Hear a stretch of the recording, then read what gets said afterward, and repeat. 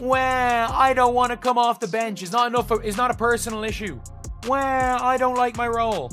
DeWanna Bonner, don't let the door hit you where the good Lord split ya. See ya, wouldn't want to be ya. The so-called veteran presence that was supposed to lead the Indiana Fever to greatness has officially packed her bags and fled home in tears because she couldn't handle being on a team that actually matters. Ladies and gentlemen, the WNBA just witnessed one of the most self-centered childish displays of unprofessionalism we've seen in years. She is a DeWanna Bonner more like Dana Goner. Wave veteran DeWanna Bonner, the team announced. Indiana looked at trade possibilities for the six-time All-Star, who had not played since June 10th for what the team called, quote, personal reasons. Well, the personal reasons were, from what I could tell, playing time is what I knew. This is the tale of a basketball player who believed she was entering a cozy retirement community where she could enjoy easy incomes and the attention of others, only to learn that true basketball necessitates fighting for your spot. DeWanna Bonner out with the old. Aaron McDonald, welcome back in with the new breaking. The Fever are waving. DeWanna Bonner, league sources told the Indy Star, then re-signing Ari McDonald. Bonner requested a trade after feeling she couldn't find a role on the team after getting benched, along with a bevy of other reasons as we covered yesterday. But Indiana could not find a suitable trade option. Dana Bonner believed she was joining a peaceful, quiet team when she signed with the Indiana Fever in February, where she could easily slide into a starting position and coast through another season. However, what she discovered was a team that Caitlin Clark had turned into the most watched, scrutinized, and competitive environment in the W. DeWanna Bonner signs a free agent contract with the Indiana Fever. And after a handful of games, once a Fever exit, apparently. And that is a strange situation, right? Because she was embraced. She had her achievement at the beginning of the season, moving up the scoring ranks. They were referring to her as Mama Bear in training camp. And now all of a sudden that has fallen apart. She was out of the starting lineup, hadn't really produced that much, particularly on the offensive end.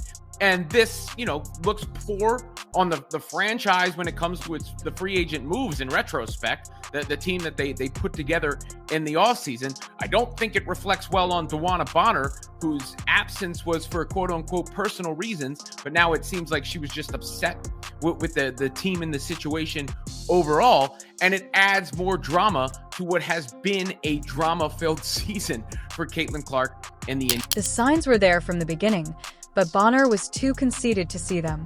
She began the season's first 3 games scoring an incredible 2.6 points per game, while shooting a dismal 2 of 12 from the field. That isn't veteran leadership, it's veteran regression. Her minutes had significantly dropped from last year. Well, in turn, if her minutes drop, a lot of her production numbers that she can see and the rest of the league can see also dropped with it. Look, she's just like Natasha Howard. She looks old on the court. All right, I'm not trying to be this is not ageism. She looks like an older athlete.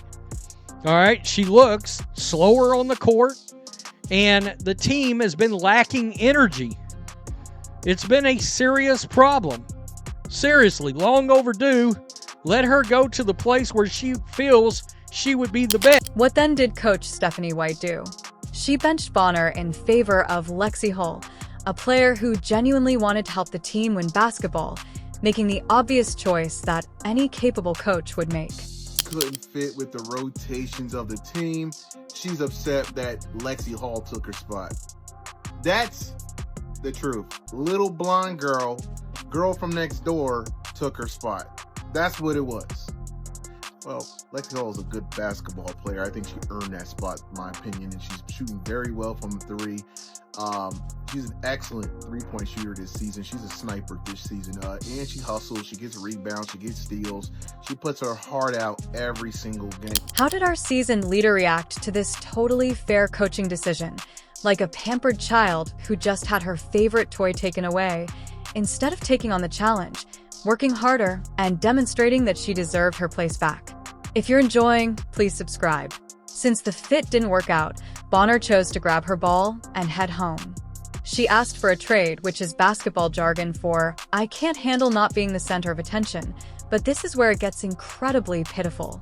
Not only did Bonner subtly request a trade, but she also completely deserted her team, skipping games and leaving her teammates hanging for 5 games in a row while pouting about her diminished role.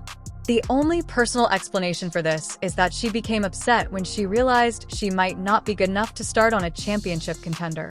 Bonner, don't let the door hit you where the good Lord split ya. What's it? See ya, wouldn't want to be ya, right? I'm not telling you gotta go home, but you gotta get up out of here. DeWanna Bonner out with the old.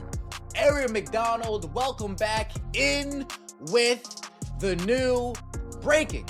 The Fever are waving. DeWanna Bonner, league sources told the Indy Star, then re-signing Aaron McDonald. Bonner requested a trade after feeling she couldn't find a role on the team after getting benched, along with a bevy of other reasons as we covered yesterday. But Indiana could not find a suitable trade option. This isn't just about skill on the court. It's also about character. And Dana Bonner's character was exposed as paper thin when she faced real adversity. She signed on to lead a young team as a veteran, but when that team began to receive the kind of attention and pressure that comes with having a generational superstar, she folded like a cheap suit because he couldn't handle being on a team that loves Caitlin Clark because she secretly wanted to be the star herself. The jealousy is so evident that it's almost embarrassing to see a player who spent her entire career in relative obscurity, winning titles with teams that no one cared about, and then suddenly thrust into the highest sphere of women's basketball. So the truth is, DeWanna Bonner was butthurt. That's what it comes down to. She was butthurt, her ego was bruised, and she wanted to cry and leave. This is a shame. See, if you're truly a team player, you accept that Lexi Hull's better than you. You accept being a role player and contribute of the way you can. And why do you even care at this point? You're 37 years old. You're making a lot of money for a WNBA player. Why not just ride it out? I don't understand that. You know what it was? She missed her boo thing in Phoenix, and she just want to wiggle her way out so she can go to Phoenix. That's all it was. Instead of seizing the chance to be a part of something special, she resented the fact that 17,274 fans were there to see Caitlin Clark, not because she was a veteran. The WNBA is a league where veteran players have been content with playing in half-empty arenas for audiences that were primarily made up of family members and ardent fans for years. Then Caitlin Clark arrived and filled every arena, breaking television records, and suddenly everyone wanted to know what the WNBA was all about. Rather than seizing this amazing opportunity, these resentful veterans saw it as a threat to their cozy little world. Get here. Long story short, DB thought her role was going to be one thing. She came in playing terrible, got benched, and was upset about it. Long story short, Shorty got her record and dipped. That's low-key crazy, y'all. Shorty dipped from the team for personal reasons for 5-6 games and then said she has no intentions on coming back. Because you sucked this year?